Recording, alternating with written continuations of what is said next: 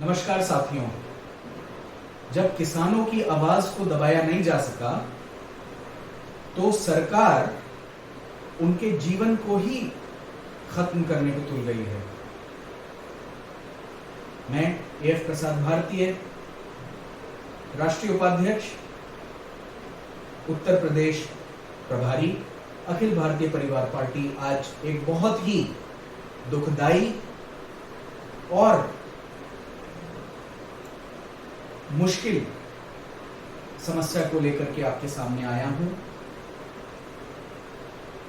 दोस्तों, जैसा कि आपको पता है, हाल फिलहाल में कल ही की बात है जबकि उत्तर प्रदेश सरकार के जो गृह मंत्री हैं अमित मिश्र, उनके बेटे लखीमपुर खीरी में किसानों के ऊपर अपनी गाड़ी चढ़ा दी। जैसा कि हम सब जानते हैं, लगभग एक साल के आसपास का समय हो रहा है जब से किसान अपनी मांगों पर अड़े हुए हैं, अपने हक की लड़ाई लड़ रहे हैं, सरकार से अपनी हक की गुहार लगा रहे हैं। और यही सरकार है, चाहे वो उत्तर प्रदेश सरकार हो, चाहे वो केंद्र शासित सरकार हो, कोई भी सरकार किसानों की बातों को सुनने तक के लिए तैयार नहीं है।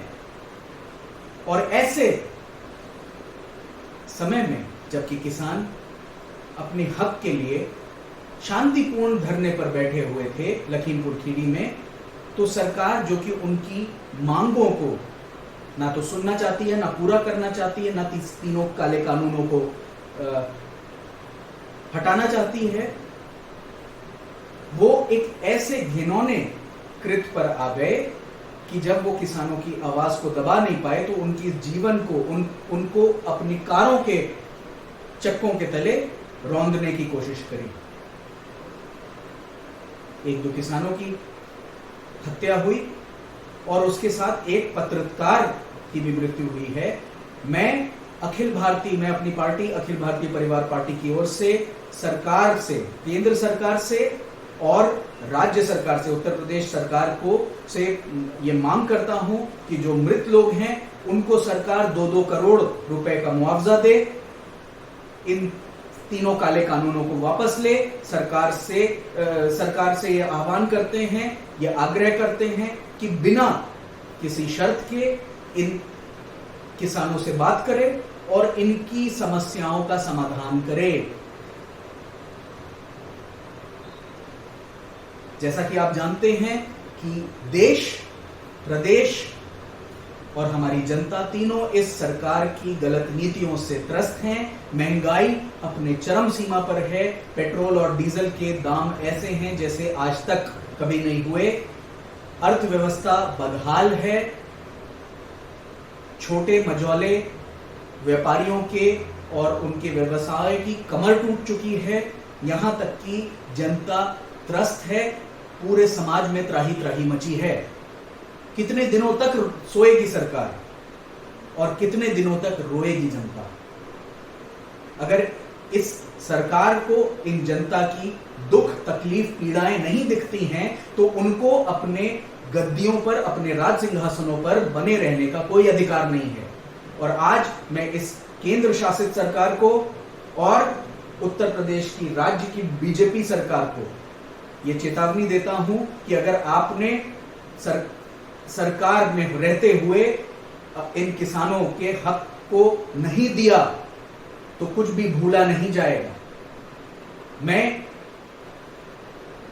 आपको ये चेतावनी देता हूं कि जिस समय अखिल भारतीय परिवार पार्टी की सरकार आएगी, आप पर निश्चय राजद्रोह का मुकदमा चलेगा और आपको कड़े से कड़ी सजा दी जाएगी और इस सजा मिलने से आपको कोई बचा नहीं सकता।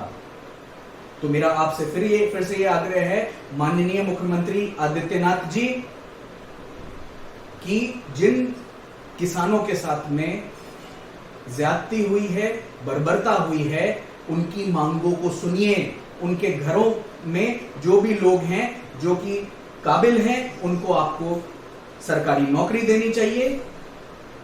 मैं फिर से दोहराता हूं, हर एक मृतक को एक मृतक के परिवार को 2-2 करोड़ रुपए का मुआवजा देना चाहिए और इन तीनों काले कानूनों को वापस लेना चाहिए, इनको हटाना चाहिए, क्योंकि किसान पूरे देश में 1 साल से भी ज्यादा समय हो चुका है जबकि आंदोलन कर रहे हैं और ये अपनी मांगों से हटने वाले नहीं हैं। और अगर आप अब भी नहीं सुनते हैं तो इसका खामियाजा आपके जो आने वाले साल में जो प्रदेश चुनाव हैं उसमें आपको पूरा देखने को मिलेगा। जनता क्रोधित है आपसे, जनता नाखुश है, जनता नाराज है और इसका खामियाजा आपको भुगतना ही पड़ेगा, इससे आप बच नहीं सकते हैं। आने वाले दिनों में आपकी कार्रवाइयों पर हम पैनी नजर बनाए रखेंगे और किसी भी हद तक आपको आपके जो कर्तव्य है उसको पूरा करने के लिए विवश करते रहेंगे, आपको छोड़ेंगे नहीं।